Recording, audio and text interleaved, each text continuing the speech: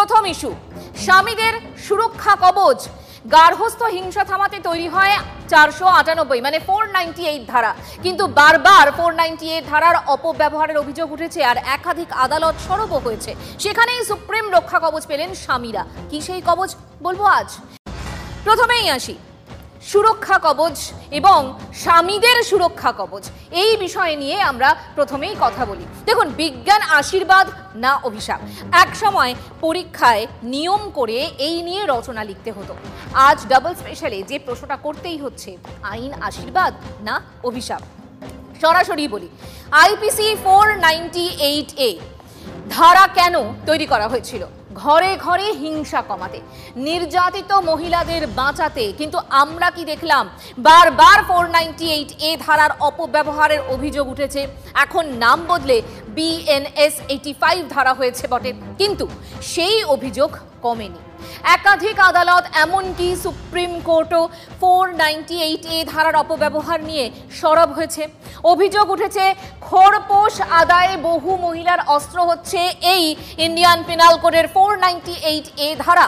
ফলে যা মহিলাদের আশীর্বাদ, সেটাই বহু পুরুষের কাছে অভিশাপ। এই পরিস্থিতিতে নতুন নির্দেশিকা সুপ্রিম কোর্টের, বলা ভালো স্বামীদের সুরক্ষা কবচ। কি বলছে সুপ্রিম কোর্ট বলি আপনাদের। 498A দিলেই সঙ্গে সঙ্গে গ্রেফতার নয়। নির্দেশিকা সুপ্রিম কোর্টের, FIR এর প্রথম 2 মাসে গ্রেফতার করতে পারবে না পুলিশ। মামলা যাবে ফ্যামিলি ওয়েলফেয়ার কমিটিতে। প্রতি জেলায় কমিটি তৈরি করতে হবে। কমিটির রিপোর্ট পেয়ে পুলিশ নিজে তদন্ত করবে, আর তারপরেই পুলিশ ব্যবস্থা নিতে পারবে। 2022 সালে এলাহাবাদ হাইকোর্ট এরকম একটা গাইডলাইন তৈরি করে দিয়েছিল, আর সেই গাইডলাইনেরই মান্যতা দিল দেশের শীর্ষ আদালত। এই যে বিবাহ বিচ্ছেদ বা বৈবাহিক জীবনের যে সম্পর্ক নিয়ে সমস্যা, যে 498A, এটা একটা আইনি সমস্যার থেকে সামাজিক সমস্যাটা বেশি। তো সামাজিক সমস্যাটা রক্ষা করার জন্য সুপ্রিম কোর্টের এই রায়টাকে আমরা ঐতিহাসিক রায় হিসেবেই দেখছি। যে বেশি সংখ্যক যে কেসটা আমাদের কাছে, সেটা হচ্ছে ফলস 498 ফলস ডিবি। তো এটা ভালো, এটা তো সদর্থক পদক্ষেপ নিশ্চয়ই। যে সমস্ত পুরুষ মানুষ এবং তাদের পরিবাররা খুব ভয়ে থাকেন, তারা অন্তত এটা ভেবে খানিকটা আশ্বস্ত হবেন। যদি কোনো কেস ফলস বা কিছু হয়, আমরা জানি ভারতবর্ষে যে ট্রায়াল ব্যবস্থা, সেটা প্রমাণ করতে 5 বছর 7 10 বছর লেগে যায়। যদি কোনো সরকারি কর্মচারীর কাছে 498 হয়, সে যদি 24 ঘন্টার বেশি জেলে থাকে, তো তাতে চাকরিও চলে যাবে। এক মহিলার করা মিথ্যে মামলার ভিত্তিতে নড়ে চড়িয়ে বসে দেশের সর্বোচ্চ আদালত। যে ফলস কেসের ভিত্তিতে এই গাইডলাইনের সবুজ সংকেত, সেটাই আপনাদের দেখাবো। বিগ ওয়ালে একটুখানি প্লে করতে বলবো PCR কে। যে ফলস কেসের ভিত্তিতে এই গাইডলাইনের কথা যেটা বলছিলাম, স্বামী ও তার পরিবারের বিরুদ্ধে 6টি ফৌজদারি মামলা মহিলা IPS অফিসারের, এবং 498A ছাড়াও খুনের চেষ্টা, ধর্ষণের অভিযোগে মামলা ওই মহিলার, এবং ডিভোর্স এবং খোরপোশ চেয়েও ফ্যামিলি কোর্টে মামলা করেন ওই মহিলা, এবং 109 দিন জেল খাটেন স্বামী, 103 দিন জেল খাটেন মহিলার শ্বশুর, এবং তারপর সত্যিটা সামনে আসে এবং সব ফৌজদারি ধারা খারিজ করেছে শীর্ষ আদালত, এবং সংবিধানের 142 ধারা ব্যবহার করে বিয়েও ভেঙে দিয়েছে সুপ্রিম কোর্ট। আদালতের এক্ষেত্রে আদালতের মন্তব্য, ওদের ভোগান্তির ক্ষতিপূরণ কোনোভাবে দেওয়া সম্ভব নয়। ক্ষতির পাহাড় কিন্তু বেশ উঁচু। পুরুষ আন্দোলন কর্মী নন্দিনী ভট্টাচার্য তার অভিজ্ঞতা শেয়ার করেছেন আমাদের সঙ্গে। দেখাবো দুজন পীড়িত স্বামীর কথাও। মধ্যবিত্ত বা উচ্চ মধ্যবিত্ত যাদের বলেন, তারা তো বেসিক্যালি দেখবেন শিক্ষা সম্মানে দুটো জিনিস নিয়েই বেঁচে থাকেন। তো এই সম্মানের জায়গাটা হানি হলে না, তারা অনেকে আত্মহত্যা করতেও চলে যান। আমার কাছে এরকম বাবাদেরও উদাহরণ আছে। হেডমাস্টার ছিলেন স্কুলের, এটা সহ্য করতে পারেননি, সুইসাইড করেছেন। 498 করেছিল, ডোমেস্টিক ভায়োলেন্স করেছে, এই রকম কেস করেছে। থানাকে দিয়ে ভয় দেখিয়েছে ক্রমাগত। থানার অফিসার আমাকে ফোন করে বলেছে, মাকে বলেছে যে ঘর থেকে বার করে দেবো। সেইখান থেকে মানে আমার বাবা মা, ঘর সবই ছাড়তে হয়েছে আমাকে তার জন্য। 498A দিয়েছে এবং থানা থেকে বা থেকে আমাকে ক্রমশই করা হচ্ছে, হ্যারাস করা হচ্ছে। সবসময় আমি বাবা মার সঙ্গেও করছি, মানে ভয়ে ভয়ে কথা বলছি। বাবা মাও ট্রমাটাইজ হয়ে গেছেন, এবং আমার বাবা হচ্ছে সাইকিয়াট্রিক, এই জন্যই। সুপ্রিম কোর্টের পর্যবেক্ষণেই উঠে এসেছে মারাত্মক সব তথ্য। গত 3 বছরে সুপ্রিম কোর্ট পর্যন্ত যে সমস্ত ডিভোর্সের মামলা পৌঁছেছে, খোরপোশের অঙ্ক শুনলে আপনিও চমকে যাবেন। বলি আপনাদের, খোরপোশের দাবি গড়ে 4 কোটি টাকা। খোরপোশের সর্বোচ্চ দাবি উঠেছে 100 কোটি টাকায়। বিয়ের 18 মাসেই 12 কোটি টাকা খোরপোশের দাবি উঠেছে। স্বামীর কাছে মুম্বাইয়ে ফ্ল্যাট, BMW গাড়িও চেয়েছেন ওই মহিলা।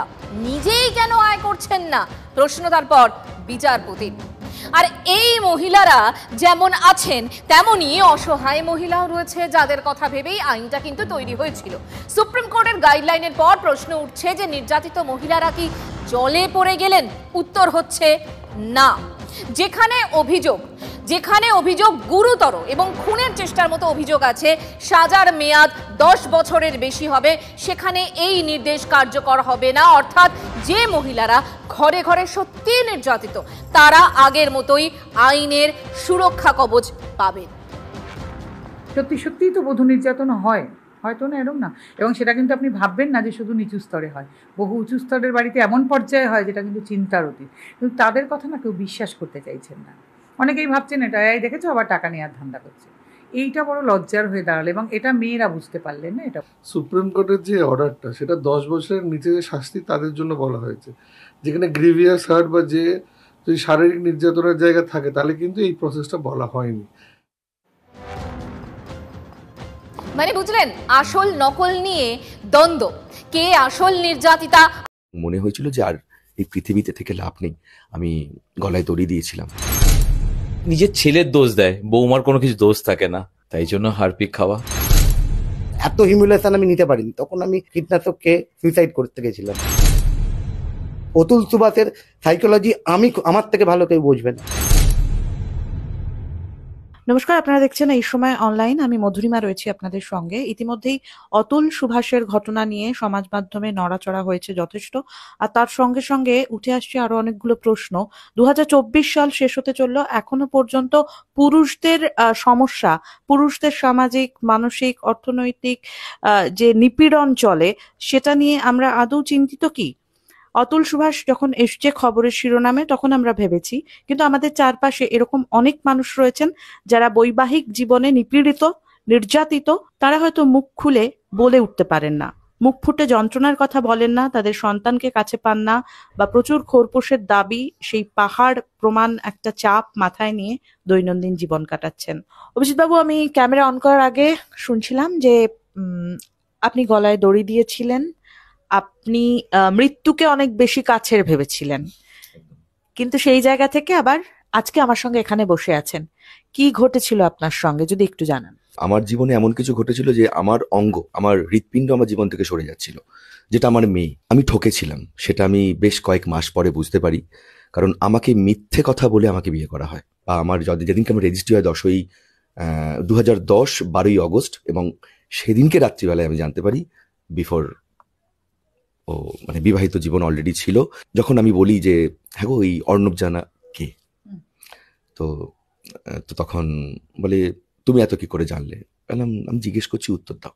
তো করাতে বলে যে হ্যাঁ, আমার এরকম জীবনে একটা ঘটনা ঘটেছিল, তোমায় বলিনি, তোমাকে হারাতে চাই না, যেটা নাটকীয়। পরে বুঝলাম যে নাটকীয়, এখন বর্তমান পরিস্থিতিতে বুঝতে পারছি টোটালটাই নাটক ছিল, আমাকে ফাঁসানো। আপনার সন্তান আছে? আমার একটি মেয়ে আছে। কত বছর বয়স? মেয়ের এখন 13 বছর। আপনি লাস্ট কবে মেয়েকে দেখা করেছেন? 2022-এর 23শে জুলাই লাস্ট আমার মেয়ের সাথে দেখা, এবং মেয়ের হাতে দুমুঠো ভাত খাওয়া। আমি ডিভোর্স কেস চলছে আমার উলবেড়িয়া কোর্টে, তো আমি কন্টেস্টে গেছি, বিকজ আমাকে যা যা অ্যালিগেশন দেওয়া হয়েছে সেটা আমি কোর্টে প্রমাণ করতে চাই, এবং একটা কারণেই চাই, যাতে ভবিষ্যতে কোনো নারী একটি পুরুষকে আঘাত দেওয়ার আগে 300 বার ভাববে তার অতীতে কি আছে। আপনার মেয়ের যে আপনি বলছেন মেয়ের সঙ্গে দূরত্ব তৈরি হয়েছে, আপনি নিশ্চয়ই চান আপনার মেয়ে আপনার কাছে থাকুক। চাইল্ড কাস্টাডি যেটা, সেটা নিয়ে জটিলতা হয়, বা খোরপোশের একটা বিষয় থাকে যে এত অ্যামাউন্ট টাকা চাওয়া হচ্ছে, এরকম কিছু। এমন একটা অ্যামাউন্ট চেয়েছিল যেটা আমার কাছে দুঃস্বপ্ন। কত? 1 CR। 1 কোটি? 1 কোটি। আমার সাথে ঝগড়া করলেই ফ্যানের দিকে তাকিয়ে থাকতো, আর আমি ওগুলো খুব ভয় পেতাম। এবং মেয়ের সাথে কথা বলা বন্ধতে আমি খুব ডিপ্রেশনে চলে যাই, এবং মনে হয়েছিল যে আর এই পৃথিবীতে থেকে লাভ নেই। আমি গলায় দড়ি দিয়েছিলাম শেষ হয়ে যাওয়ার জন্য, কারণ মৃত্যুকে আপন করেছিলাম। এবং যখন আমার জ্ঞান ফেরে তখন আমি জাস্ট হসপিটালে, এবং আমার সার্ভাইকাল এবং কোমরের L5 থেকে L12 ডিসব্যালেন্স হয়ে যায়। ডাক্তার বলেছিল প্রচুর টাকা খরচা, অপারেশন সাকসেস না হলে হয়তো প্যারালাইজড, বা আমি সারা জীবন প্রতিবন্ধকতার মধ্যেই থাকবো।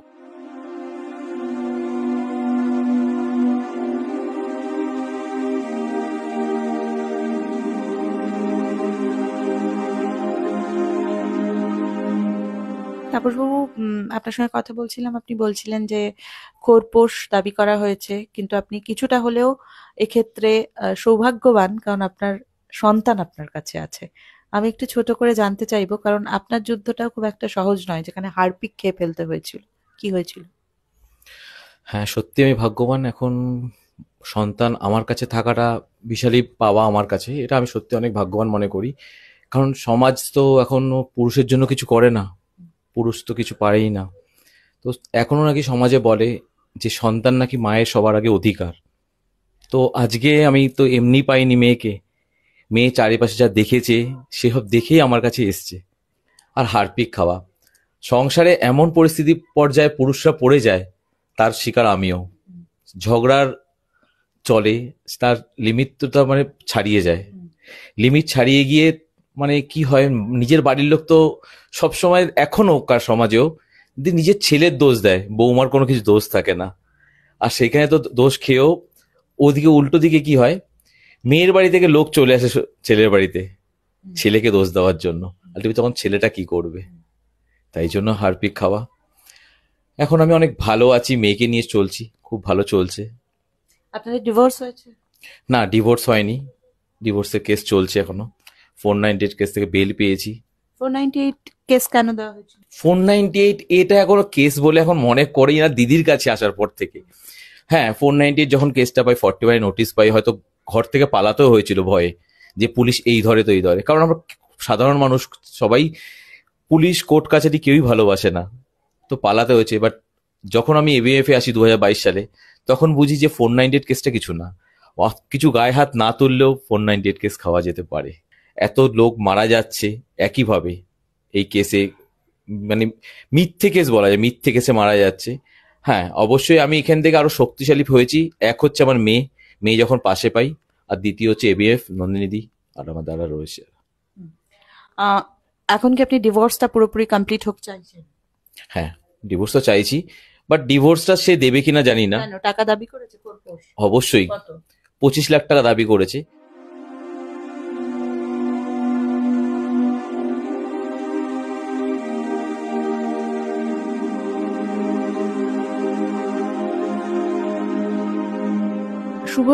শুভজিৎ ঘোষ রয়েছেন আমাদের সঙ্গে। আপনার সঙ্গে ঠিক কি হয়েছিল? বাবা মা আমার সাথে মানে এত হিউমিলেশন, মানে বাবাকে হিউমিলেট করা, মাকে হিউমিলেট করা এবং আমাকে হিউমিলেট করা, বাবাকে মারা, মাকে মারা, এত মারা বলতে কিভাবে? বাবাকে ধাক্কা মেরে ফেলে দেওয়া, মায়ের হাত চিরে দেওয়া মোবাইল ফোন কাড়ার জন্য, এবং সেখান দিয়ে ব্লিডিং হওয়া, এই সমস্ত কিছু হওয়ার পরও আমাদের আজকালকার সমাজে পুরুষ মানুষই ভিকটিম, মানে দোষী, পুরুষ মানুষই দোষী। পুরুষ সমাজের সবাই জানে, বাড়ির 4 দেওয়ালের মধ্যে হচ্ছে তো ভাবছে ও অত্যাচারিত, আমরা নয়। কেউ পাশে নেই, একজনও না, বন্ধু বান্ধব আত্মীয় স্বজন। আপনাদের নিজেদের মধ্যে সমস্যাটা কি ছিল?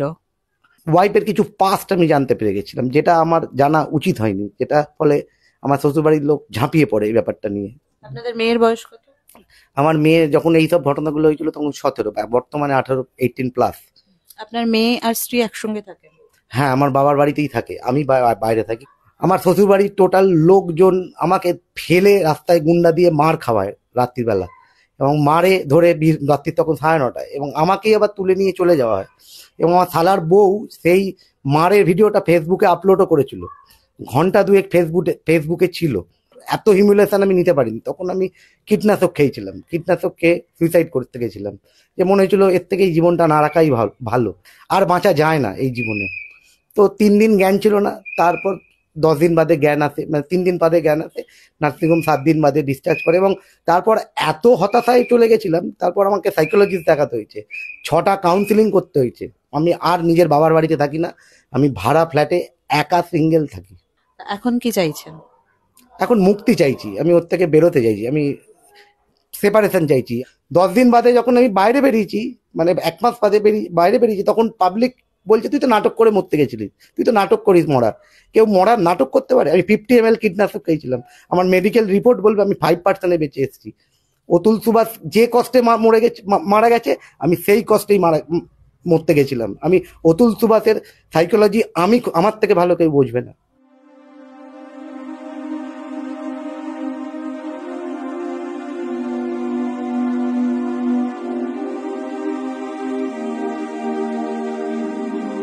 শুভ সন্ধ্যা। আজকে 14তম অতুল সুভাষকে নিয়ে আমাদের যে প্রতিবাদ চলছে, অতুল সুভাষের জন্য যে জার্সিস চলছে, সেটা নিয়ে আজকে আমরা নিউ টাউন বুক ফেয়ার 1 নম্বর গেটের সামনে আমরা একত্র হয়েছি, জমায়েত করেছি। এখানে আমাদের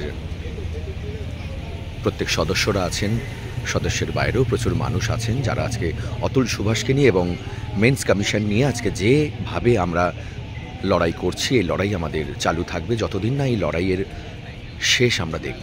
তার জন্য যদি আমাদের এইভাবে জনে জনে গণে গণে আমাদের যদি প্রতিবাদ করতে হয়, আমাদের যদি মৃত্যুবরণ করতে হয়, আমরা সেটাও করব। কিন্তু মেন্স রাইট কমিশন আমাদের চাহিদা, কারণ পুরুষের কোনো আইন নেই। আজকে অল বেঙ্গল মেন্স ফোরামের পক্ষ থেকে আমরা যে জমায়েত হয়েছি, এটা নিউ টাউন বুক ফেয়ার 1 নম্বর গেটের সামনে। অল বেঙ্গল মেন্স ফোরামের যিনি মেন কাণ্ডারি নন্দিনী ভট্টাচার্য দিদি আমাদের সাথে রয়েছেন। আজকে আমরা দিদিকে বিগত 7 বছর ধরে পাশে পেয়েছি, কারণ দিদি একমাত্র নারী যিনি পুরুষ অধিকার নিয়ে লড়াই করছেন এবং লড়াই করে যাবেন। আমাদের এই লড়াইয়ের সাথী আমরা, দিদির সাথে আমরা প্রত্যেকে এইভাবে অতুল সুভাষ কেন, এরকম ঘরে ঘরে প্রচুর অতুল সুভাষ আছে, যাতে ভবিষ্যতে এরকম অতুল সুভাষের জন্য আমাদের দাঁড়াতে না হয়।